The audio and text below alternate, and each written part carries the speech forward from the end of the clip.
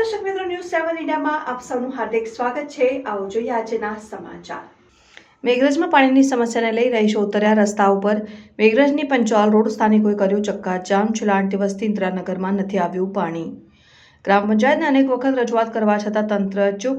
જ્યાં સુધી પાણીની સમસ્યા પૂર્ણ ન થાય ત્યાં સુધી રસ્તો બંધ। Reporter Hitendra Patel, news 7 India, Aravalli.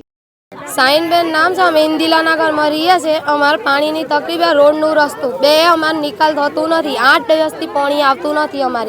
અમારે પાણી કઈ લેવા જવાનું? અમે રજૂઆત કરી પણ કોઈ અહીંયા આવતું નથી પાણી ભરવા। પાણીનો કોઈ નિકાલ કરતું નથી।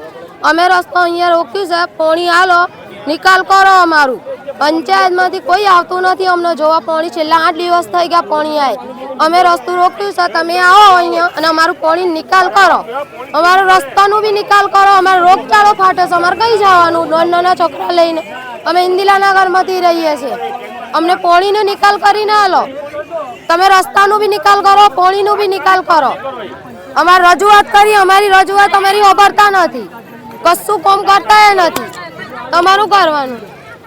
મારું નામ બાબુભાઈ, ઇન્દિરાનગર, મેઘરજ ઇન્દિરાનગરનું રહેવાસી છું સાહેબ। અમારી 150 ઘરની વસ્તી છે। મહેનત કરીને જીવન ગુજારી છે બધા।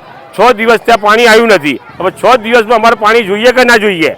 અમારા કોઈ પણ વાત અમારી સાંભળતા નથી। અમારો રોડ એવો છે, તમે સાહેબ આવીને જુઓ કે તમે બાઇક લઈને નીકળી શકતા નથી।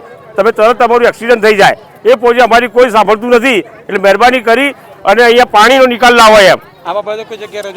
આ બાબતે રજૂઆત અમારા મિત્ર ભાઈલાલભાઈ કઈ ગયા? ભાઈલાલભાઈ અમારા મિત્ર રજૂઆત કરી છે અમારા। એમને ક્યાંક, હું તો બહાર રહું છું, રાતે જ આવ્યો છું, બરાબર સાહેબ? અમારી સમસ્યાનો પ્રશ્ન લાવો તમે એમ। પાણી નથી બિલકુલ અમારા ગામના અંદર। બહાર પાણી ક્યાંથી લાવી એમ? આજે મને નાહે 2 દિવસ થયા। હું ભાઈલાલભાઈ પ્રેમજીભાઈ ઓડ બોલું। હું ઇન્દિરાનગરમાં વસું છું। અમારે ઓરમાન માર જેવું વર્તન કરી છે આ પંચાયતવાળા। પાણી આજે 15 દિવસથી પાણી નથી। ગટરનું કામ ચાલુ કર્યું છે, લાઈન પાણીનું ટેન્કર માટે રજૂઆત કરી છે એમને। બોરોના અંદર સ્ટેટની લાઇટ કરવા માટેનું કીધું કે બોર ચાલુ રહે। રોડ આખો ખરાબ છે।